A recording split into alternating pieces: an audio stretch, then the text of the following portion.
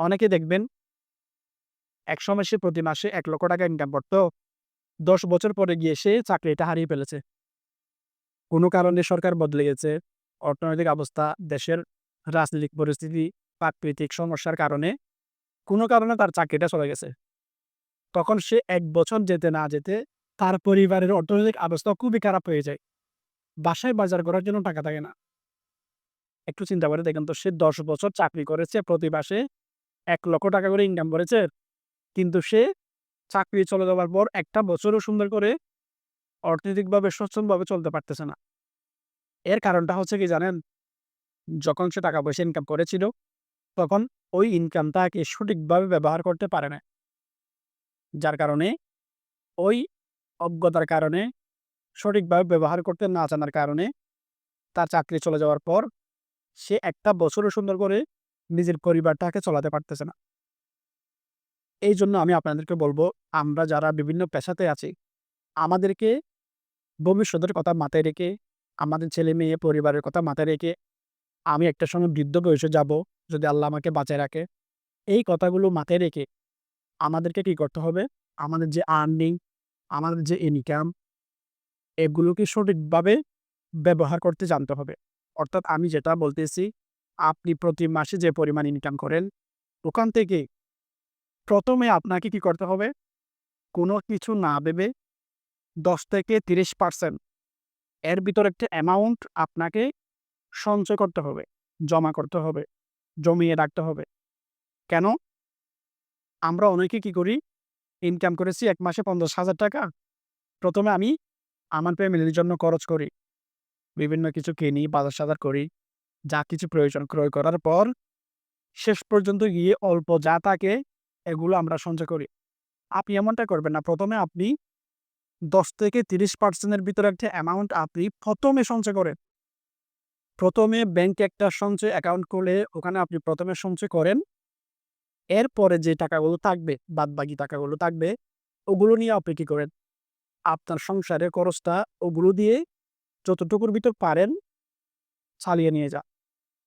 আর আপনি যে টাকাটা সঞ্চয় করবেন, ওটা যখন একটা সময় ১ বছর পরে গিয়ে একটা বড় অ্যামাউন্ট হবে, ওটা আপনি ব্যাংকে ফিক্সড ডিপোজিট করে রাখেন, অথবা যদি আপনার পরিচিত বিশ্বস্ত কোনো বিজনেসম্যান থাকে, কোনো একটা প্রতিষ্ঠান থাকে, আপনাদের এলাকাতে যে শিল্পগুলো আছে, যেমন আমাদের এলাকাতে লবণের শিল্প নিয়ে আমাদের এখানকার মানুষ যারা তাদের প্রধান আয়ের উৎস।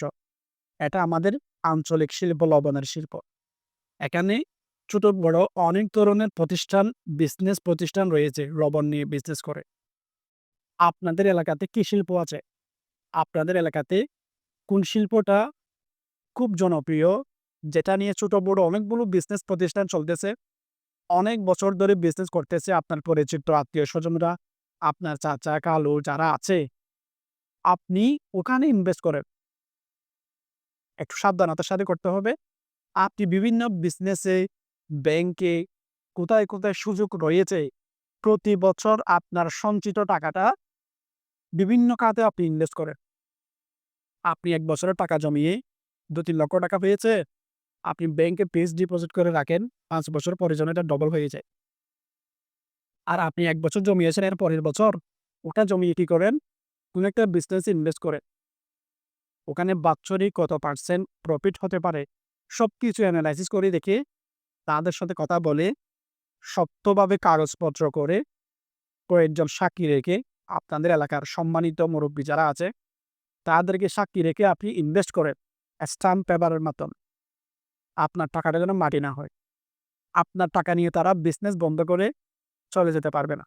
কারণ তাদেরও ইনভেস্ট করার লক্ষ, লক্ষ টাকা আছে। তো আপনি কি করেন? প্রতি বছর একটা, একটা ইনকাম সোর্স বৃদ্ধি করেন। কোথায়, কোথায় সুযোগ রয়েছে? যেমন মনে করেন আপনার বাসাতে প্রতি বছর রমজানের সময় বাজার করতে হয় বেশি, বেশি। ঈদের সময় শপিং করতে হয়। বাসায় মেহমান আসলে গরুর মাংস, মুরগি এগুলোর প্রয়োজন হয়, এবং আপনার বাসায় যদি গ্যাসের সিলিন্ডার লাগে, চাউলের বস্তা লাগে, আপনি কি করেন? আপনার প্রতি মাসে যে সঞ্চিত টাকা, ১ বছরে যে অ্যামাউন্টটা হবে, আপনার বাসায় এই যে যেগুলো প্রয়োজন এইরকম যারা বিজনেস করে, দোকান আছে, শপ আছে, সুপার শপ আছে, ওখানে আপনি ওরকম যারা দোকান করতেছে তাদের সাথে কথা বলে ইনভেস্ট করেন। যেমন ধরুন আপনার বাসায় প্রতি মাসে ১ বস্তা করে চাউল প্রয়োজন। এখন আপনি কি করবেন? আপনার বিশ্বস্ত, আপনি যার কাছ থেকে চাউল কিনেন প্রতি মাসে, ওরকম যে চাউলের বিজনেসম্যান আছে, চাউলের সওদাগর যে আছে, বিজনেসম্যান যে আছে, দোকান করে তার সাথে কথা বলেন। তাকে বলবেন, "আমি আপনার দোকানে ৳১,০০,০০০ অথবা ৳২,০০,০০০ ইনভেস্ট করব। আপনি আমাকে কি করবেন? টাকা দিতে হবে না। প্রতি মাসে একটা চাউলের বস্তা দেয়া।" আপনি একটা হিসাব করবেন। কত টাকা ইনভেস্ট করলে আমি ১ বস্তা চাউল নিতে পারবো।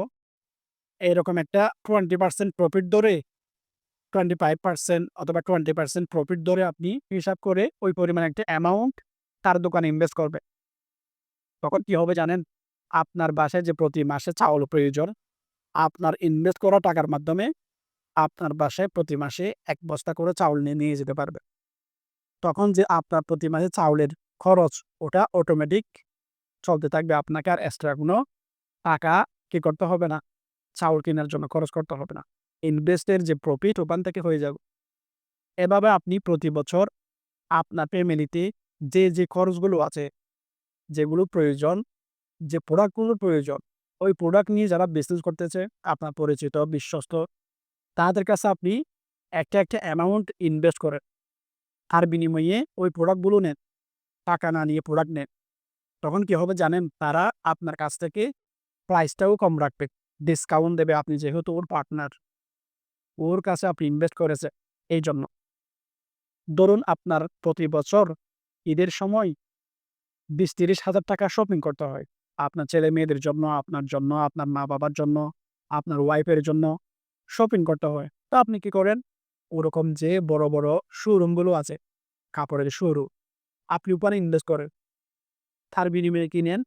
প্রতি বছর আপনার ফ্যামিলিতে যে কাপড়-চোপড়গুলো প্রয়োজন, ওগুলো আপনি তার কাছ থেকে নেন প্রফিট হিসেবে। অর্থাৎ আপনি যে ইনভেস্টটা করেছেন, এর প্রফিট হিসেবে আপনি তার বিনিময়ে কাপড়-চোপড় কিনেন। তাহলে দেখবেন আপনার যে প্রতি বছর কাপড়-চোপড় কিনতে গিয়ে সংসারের খরচ আছে, ওটা আপনার ইনভেস্টের থ্রুতে প্রফিটের বিনিময়ে পোষানো হচ্ছে। আপনাকে এক্সট্রা কোনো খরচ করতে হচ্ছে না। এভাবে আপনি আপনার পরিবারে যে প্রোডাক্টগুলো প্রতি বছর ক্রয় করতে হয়, ওরকম প্রোডাক্ট নিয়ে যারা বিজনেস করে, আপনি ওখানে আপনার প্রতি মাসের ইনকাম থেকে একটা পার্সেন্ট সঞ্চয় করে ১ বছর জমিয়ে ওখানে ইনভেস্ট করে। তাহলে কি হবে জানেন? আপনার পরিবারে যা প্রয়োজন, ওগুলো আপনার টাকা ইনভেস্ট করার থ্রুতে অটোমেটিক খরচগুলো চলে যাবে। আপনাকে আর এক্সট্রা কোনো টাকা খরচ করতে হবে না।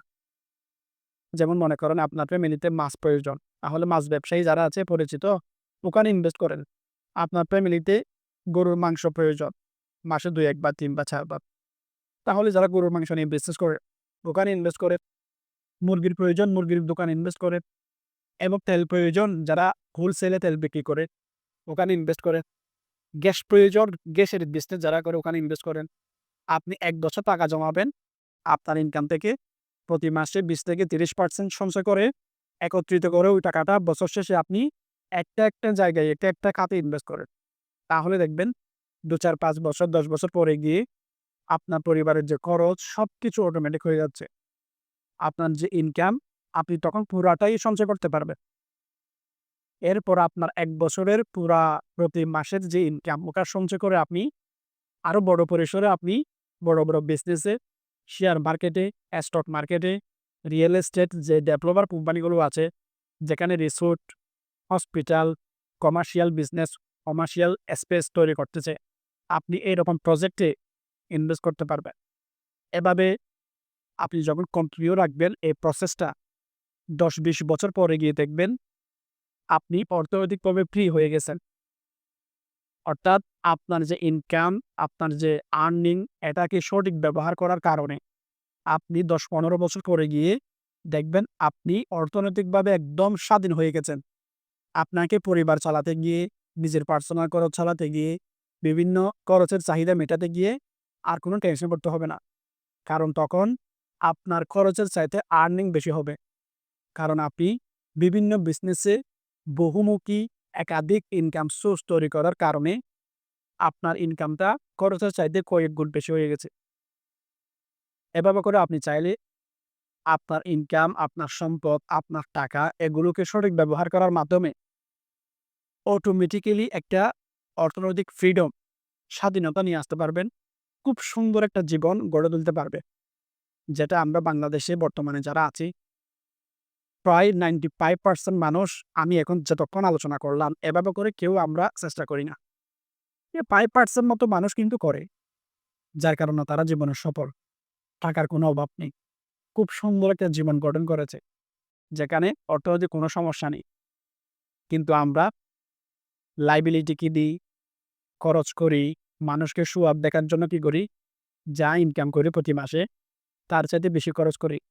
যার কারণে আমাদের ১০-২০ বছর, ৩০ বছর চাকরি করার পরেও আমাদের কোনো সেভিংস, আমাদের কোনো জমানো টাকা, বিভিন্ন ইনভেস্টের কোনো সিস্টেম আমাদের হাতে থাকে না। যখন বাসায় অথবা নিজেদের মধ্যে একটা কোনো সমস্যা সৃষ্টি হয়ে যায়, কোনো একটা দুর্ঘটনা হয়ে যায়, অ্যাক্সিডেন্ট অথবা চাকরি চলে যায়, কর্মহীন হয়ে যায়, তখন আমরা ১ বছর পর্যন্তও চলতে পারি না। এজন্য আমাদেরকে কি করতে হবে?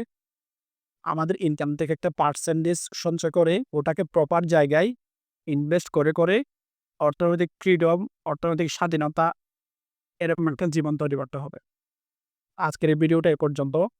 ভালো থাকবেন, সুস্থ থাকবেন। দেখা হবে নেক্সট ভিডিওতে।